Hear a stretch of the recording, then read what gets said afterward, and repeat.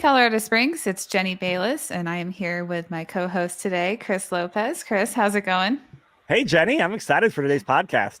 Yeah, me too. So, just to give a little bit of background on our guest, I'm extremely excited to have her on. She is just a wealth of knowledge. Her name is Gretchen Place, and she and I met several years ago. And we've just stayed in touch over the past couple of years. We have very similar investing, um, you know, mindset, I would say, as one another, but we had totally different strategies. And that's kind of why, investing in real estate is so cool because you can have totally different ways to get to the same result. And Gretchen is just extremely creative, and she's done a phenomenal job investing in Colorado Springs and now Pueblo. So we're going to ask her some questions related to that. Gretchen, how's it going? Good. I'm glad to be here with you today. Yeah, thanks so much for coming on and taking the time to share with everyone your investment story. Yeah, so tell us a little bit how you got started in Colorado Springs investing, and you live in a suburb of Denver. So, like many people, I think that Denver is very expensive, so you start to look elsewhere. So, yeah, tell everyone a little bit about that. Yeah, that's about how it was. My husband and I started looking at real estate probably 8 years before we actually jumped in, and we looked in Denver, and we just didn't see anything that was going to be a home run for us. So we started to look in Colorado Springs a little, and we bought a house with a cottage behind it, and kind of like that model because you have, two units, and if one is vacant, then the other one pays the mortgage. It has never been vacant, luckily, and turned out to be a great investment, still is a great property. And then we purchased a triplex not too far from that first property. And the triplex is a Victorian with a 3-bedroom, 2-bath in the front, 1-bedroom, 1-bath apartment attached to the back of it, and then a little 350 square foot cottage. If you can imagine how small that is, but it's adorable. And those, again, Colorado Springs is great. They're always full and always have more people than I can imagine, looking to rent them when they do have a vacancy. After that, we decided to get a little more creative. The market was starting to tighten up a little, and this was probably, I think, 2019. We bought a 4-bedroom. It was really 1 bathroom. They called it a 2-bath. The basement had a shower and sink attached to a vacated sump pump. So I guess that's the creative use of the word bathroom. Yeah, exactly. So we purchased that. It had a 3-car garage that was awesome and super solid. So we converted the 3-car garage into a 2-bedroom, 1-bath ADU. And that is also an awesome property. We love it. The front house is now a real 2-bedroom or 2-bath, 4-bedroom. And then the ADU. So you can kind of let that sit for a while. And I want to. Oh, sure. I want to interrupt here because ADUs are just a very hot topic, and a lot of people are in a similar situation where they convert a garage or another structure to an ADU. I know at least in Denver, it's often way harder than people expect, and very few people do it. Could you spend a minute and just talk about the conversion process for that? Because that's very rare, and it's cool that you've done it. I think the main thing you need to be aware of is all the zoning. So it was already zoned R2. The garage was away and far enough from the lot lines that we could legally convert it. The biggest expense is running your sewer line, and getting water to it, the sewer and water. That was, probably the biggest pain point, as well as dealing with contractors, which unfortunately. That's part of the deal. So, sorry. With the sewer connection and the water and sewer hookup, did you do that through the main house, or is that like straight to the main tap on the city line? So we did it through the main house. So they do share water and sewer, but all of our properties, all our house cottage properties share water. They have separate electric. But we ran it through the house, and we actually, because of the way the house was built, we had to have I think it's called a sewage ejector system installed, so that it would, be strong enough to propel the sewage out to the street. So that was quite the learning experience, to be honest. It's a great project. Probably halfway through, I would have been crying on your shoulder, but in the long run, it's a great project. A cottage is amazing. It's a great location. It's out there in Pleasant Valley, which is kind of between Old Colorado City and Manitou. Okay. So it was challenging for sure, but it's a great project. The other interesting thing about the property is that cottage there's kind of a little road that runs behind the main house. And so the cottage had full access, to the road. So there's no shared driveway. The only time the two properties kind of have to interface is garbage. The back house has to bring their garbage up through the front, and mail's delivered at the front of the main house. Oh, that's not too bad at all. All right, last question on this. I know you want to get to Pueblo, Jenny, but sorry. No, I have some questions on this too. So go ahead. Okay. Yeah. Good. If you don't mind sharing, just what was like the approximate ballpark budget and ballpark timeline for completing that conversion? The budget, we had budgeted, I think, about 85, and we probably were at 110 when we were done. Part of that was the basement of the main house and some touch-ups to the main house. The main house, we put new flooring in the whole house. It was a really cute little kind of grandma, pristine 50s house. Yeah. So we did new flooring, we did paint. The cabinets are kind of the original. The person who owned it was a master carpenter. So he had created all these cabinets by hand. We were even able to reuse some of the wood that he had stored in the garage for the kitchen island in the cottage. So it was kind of fun. That was kind of fun. And then we put a full bathroom with a shower that didn't empty into a sump pump in the basement, and real plumbing. Moved the laundry around. Oh, and we also put in 2 egress windows because there were bedrooms down there, but they didn't have egress windows, and we just don't ever feel comfortable putting somebody in a basement bedroom without, proper egress.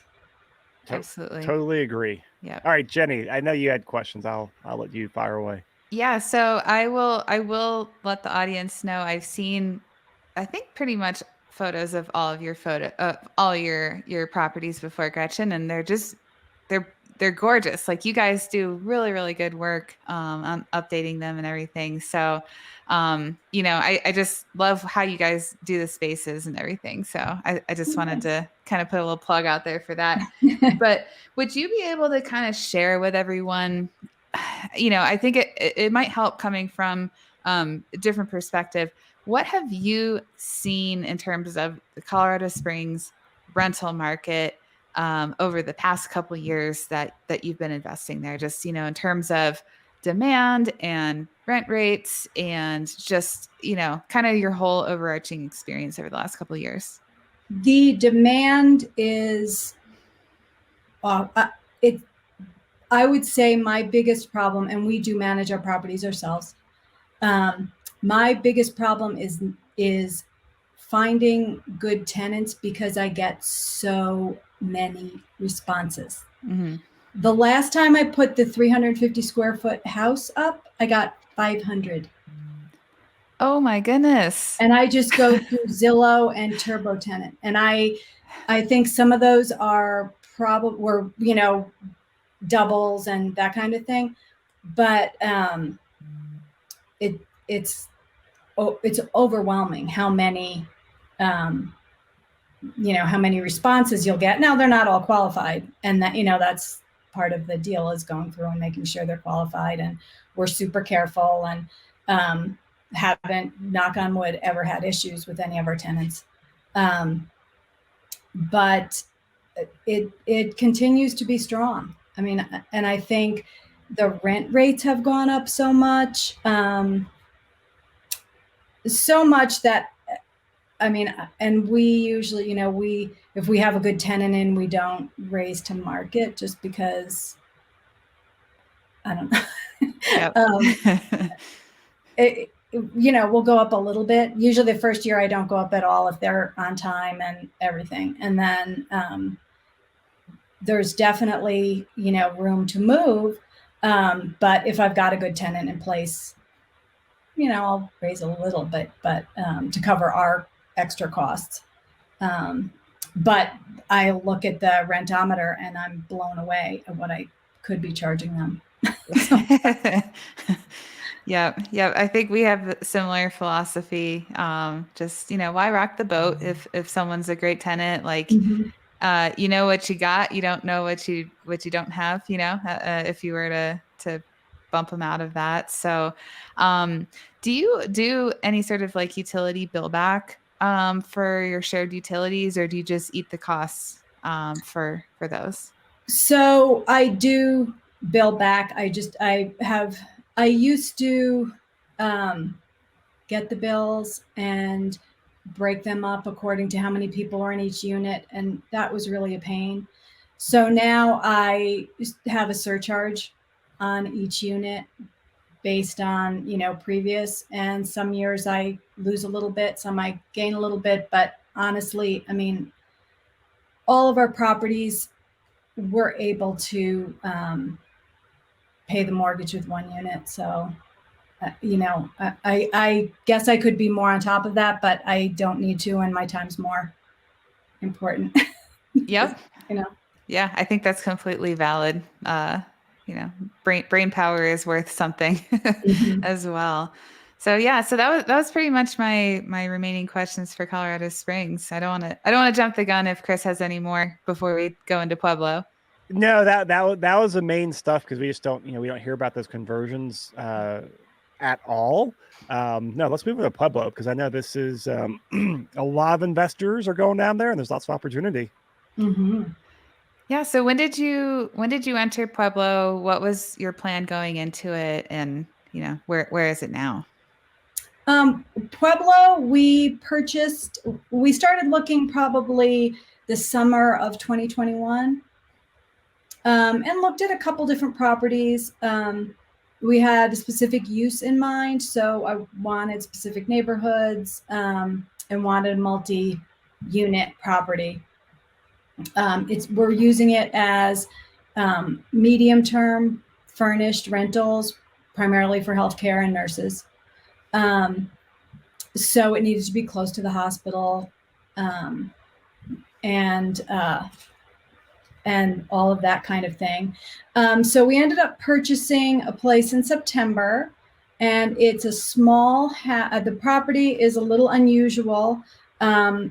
And I don't know, you know, I think it's ideal for this use, because it doesn't have much of a yard, which would just result in landscaping costs and worries, and, you know, trying to get people to do that. And it is a small 720 square foot house. That's a 2-bedroom, 1-bath. And then it had a larger house on the same, it's actually 2 lots, but they're adjoining and they share a water line. And that 2-story house is about 1,650 square feet, maybe. And we could see right away that it could be converted into 2 units, an upstairs and a downstairs. So we were able to we were able to make that happen. That's great. What drew you to Pueblo? Well, I think the springs, I just wasn't seeing the type of returns that we were able to get in Colorado Springs before. Mm-hmm. So maybe greed. Actually, after doing this furnished rental, one of our properties, the triplex, is actually pretty close to the hospital in Colorado Springs, and that could be a possibility there too. Right now, it's full, and my tenants are great, so again, why rock the boat? Yeah. And I think the furnished nurse rental might be difficult with regular rentals in place. I think you'd have to do the whole property, or at least anything that had adjoining walls, because these people tend to get night shifts and tend to sleep all day long. That makes sense. Yeah. So for those of you listening, I am going to just kind of scroll through some of the photos that Gretchen provided for her Pueblo furnished nurse rentals. We'll have them on the show notes as well, in case you want to check those out later. But yeah, it's just what you have done to them is just beautiful. We'll kind of go through it quickly just so people can kind of look on their own. But yeah, looks totally different than the before pictures. So what are you seeing in terms of vacancy, really like returns overall on these? Well, it's hard to say because we've just gotten full occupancy.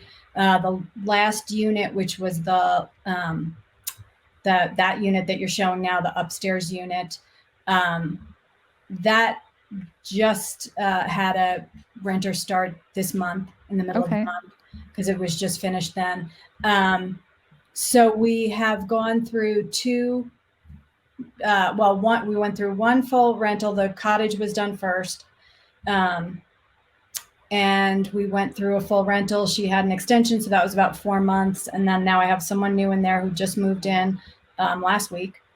And now I had someone move in this lower unit. I literally was there Sunday night at 7:00, and she moved in 7 a.m. On Monday. Wow. Wow. So that was a little bit of a time crunch. I was sending her cell phone pictures because she inquired about another unit that we had rented. And so I said, well, I've got this one coming up.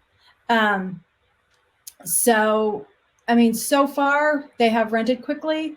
I've heard some chatter that the travel nurse market could be softening a little bit, but I think it's so far so good. And the returns are great. But it is a lot more work, and it's a lot more upfront cost than you would have in a traditional unfurnished space. What are you guys using for marketing platforms? Are you going direct to the hospital, or do you have like an online platform? There's an online platform called Furnish Finders. Mm-hmm. And they are primarily nurse or healthcare professionals. I've gotten some inquiries from construction. I think I'm going to try and keep the front house because they're adjoining with healthcare. The little house, I could put a construction person in. I just would like everybody to know they need to be quiet pretty much all the time. And I think that, healthcare providers are more likely to do that. Rather than, somebody who's in construction, who's bringing a wife and 2 kids, and, they're going to be loud during the day. And it's interesting though that you're getting inquiries from construction people, because that puts a little bell in my head that there's development that's going down there. So that also interesting to kind of have a little pulse on that as well. Yes, and we've gotten a lot of those, and that might also be an interesting niche to fill. As you saw, I kind of decorated with the probably female nurse, very serene, but a little fun, young look in mind, and there might be a market for construction workers. That's great. How did the rehab of the units go? Because I know you have your team in Colorado Springs. Did they travel down to Pueblo? Did you have to find a new crew, or? We have not had the greatest luck with contractors. I've got a great plumber. I have a great electrician. I've got a great flooring person. But a general contractor, we started out on the cottage with a person who was recommended to us by a friend who had done a renovation with him. He took a very long time there wasn't that much to be done on the little cottage. The exterior paint, the deck needed to be redone, the bathroom needed an overhaul. And the floors needed to be done, but he wasn't going to do the floors. And it took him probably a good 2.5 months to do that. I mean, and part of the issue is we are here, and, we go down twice a month, but that was about as much as twice a week. But that was about as much as we could take away from our regular jobs. So that, was a little trying. And we found another contractor to do the front house, and everything went pretty well with that. He got COVID in the middle of it. His father had a heart attack. And so, wow. it just took a long time. Yeah. Wow. A lot longer than we had planned. But in the end, it's a great project. Are you managing the move in, move out, stocking the cabinets with, new rolled toilet paper, like that sort of thing that is required for a medium-term rental? Or are you guys doing that personally? Well, we will not be doing it personally. We've only had, like I've said, we only had one turnover so far. So I have had somebody clean that. I think I'll be working with her to fine tune that process, and I'll have to go down for, first couple times to just make sure everything's exactly perfect, which is kind of what the standard is on this. So, that kind of remains to be seen. Check in with me in a year. Okay. Yeah, no, I think that's great. Medium-term rentals is something that we've been talking a lot about in Colorado Springs. There's definitely a market for it. There's property management companies that can assist with it. People that are willing to do assistant type work, stocking, shopping, that sort of thing. I think you were the first person that I've come across that has successfully gotten a medium-term rental up in Pueblo. So, I imagine that there's probably not as much infrastructure down there. So it's kind of like a new frontier. So I definitely will check in with you to see how that's coming along. Yeah, it is. I was very surprised in looking for even carpet and things like that there is a much smaller group of options. Interesting. Even just for basic materials like that? Oh, there's Home Depot and there's Lowe's. Are you talking on the labor side? Labor was challenging. Even getting landscape people was challenging. I had people not show up. Painting costs have gone way up everywhere, I think. Yes. That was something that kind of was a shock to our budget, how expensive it was to paint. I think that little house was more expensive to paint than my personal home that is significantly larger than 700 square feet. So, yeah. It's so with the unexpected challenges and some extra headaches going down to Pueblo, was the juice worth the squeeze? Like going to Pueblo, new market, more headaches. Are you happy with the investment and would you do it again? Absolutely. Yes. No hesitation there. Yeah. So yeah, we definitely would. We're also, my husband and I both work from home, both self-employed, in our day job. So that makes a big difference. If I had been working in an office and had to report to somebody where I was, it probably would have been much more difficult. We would stay down there. Sometimes I would go down, especially kind of in the last stages of it, because there's so many things you have to buy. All the kitchenware. I mean, they're there for 3 months, so they want to be able to bake and, cook, and you really need all those types of things. You need all the linens, and you have to double up on them in case something happens. To them. Already the first person who moved out got hair color all over the shower curtain. So I had to pull out my second shower curtain and, put that up. So, that is definitely an issue. And I think though, overall, it has been a really good project. What are like the basic kind of like with the Pueblo property, just incidental turn costs, like the shower curtains, replacing linens? Like, is it $100, $50, $500 a turn, or do you have enough data yet? No, I don't have any data. I can't imagine it would be 500 a turn. They would really have to be destroying things. Okay.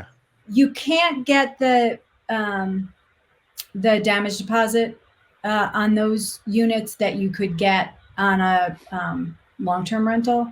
I think mine are about $350, which is, one rug maybe. But it sounds like it's pretty minor. I mean, what I've heard from most medium-term rental guests is they're very good tenants and minimal issues, from what I've heard. Yes, I don't expect there to be huge issues.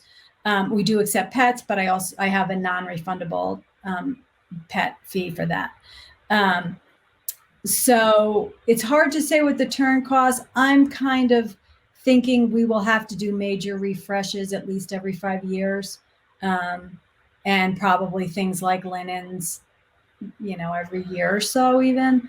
And I think it will depend on who's staying there, how much they damage. If it's a 2-bedroom and one person's there, they're not going to use that much. But if they're 2 or 3 people, then it could be a lot. Where did you find this property? Did you get it on the MLS? MLS, yep. Mm-hmm. Yep. Yes. You want to say more on that, Jenny? No, I mean, it's just, it's just funny to me that off market has such like a cool connotation to it. But I mean, you can find amazing properties on the MLS, and then especially using a creative lens, as you have done for pretty much all of your properties.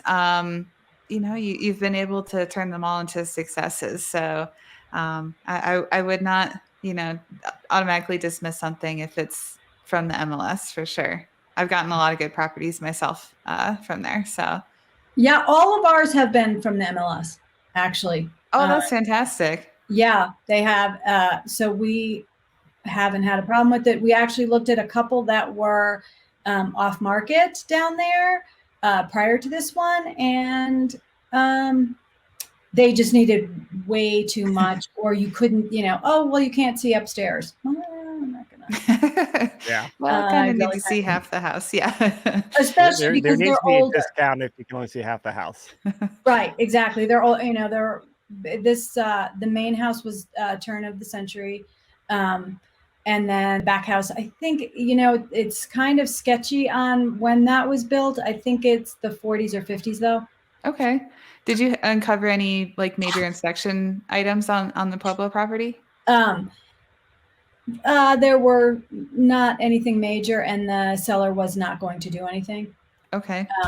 Yeah. So he kind of made that clear.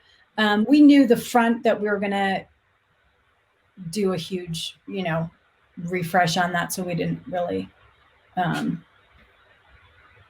we weren't that concerned. Yeah. And I mean, that seems to be kind of the going parameters for a lot of properties now that do need some help. They're priced accordingly, and it's a take it or leave it situation. So, just for expectation's sake, makes sense. Yeah. And we had bid a little less. I think it was on the market for I want to say it was $289,900. and we bid, I think, if I remember correctly, 280, settled on 282, it appraised for 280. And then I think we agreed to 281, something, Okay. 281, 500 maybe. How did you guys create your pro forma? With this being your first foray into medium-term rental, how did you guys figure out like what a nightly rate would be or a monthly rate? Was it just going on Furnish Finder and kind of scraping the data from there? Yeah, that was Okay. pretty much how I did it. I just kind of compared what they had, what we had. Having laundry on site is a big issue, like it always is. How close you are to the hospital, kind of the level of furnishing, what it looks like. Some of them are really nice. Some of them look like a creepy basement, where you just go, ooh, I don't know, I'd want to stay there. But they seem to be, doing okay, I guess. Hey, price it accordingly, and someone will take Right. it. Yes, exactly. Yep. So, I mean, you've built a great portfolio, Gretchen, or you and your husband have. You've done some various investing strategies, found a good niche for you. What's kind of the next step in the business plan, the next step in the strategy for you two? We're going to hold on almost everything we have. We actually we're looking to sell that first house and cottage. And we are going to 1031 that into something in Arizona, because eventually we'd like to go to Arizona. So we will make that a rental for a while. And then, possibly, move there part-time ourselves after it's, fulfill all the obligations with the 1031. Great. And I mean, I imagine some of our listeners out there are going to jive and resonate with your story, the strategies you've done. What's a good way for listeners and other investors up and down the Front Range to get a hold of you and learn more about your investing? They could email me, and I think you're going to include that in the show notes. Mm-hmm. And I'd be happy to chat with them. Cool. Yeah, we'll put the contact details, and also your website has some great images on there as well about the properties. I think are very similar to the PowerPoint you were scrolling through, Jenny. So I would definitely encourage people to check that out. And if they have inclination, reach out to you and be respectful for your time, but pick your brain and do some networking, because you've done some cool stuff. I've enjoyed this. So thank you very much, Gretchen, for taking time of your day to come talk with me and Jenny and our listeners. We appreciate it. Thanks for having me. Yeah. Anyone out there with questions, all the details will be in the show notes. Reach out to me and Jenny for advice, help, whatever you need on investing. This is what we enjoy doing. And we love connecting with investors, talking to people like Gretchen, and helping people build their portfolios and having fun in the real estate investing space. So Jenny, thank you. And Gretchen, thank you so much.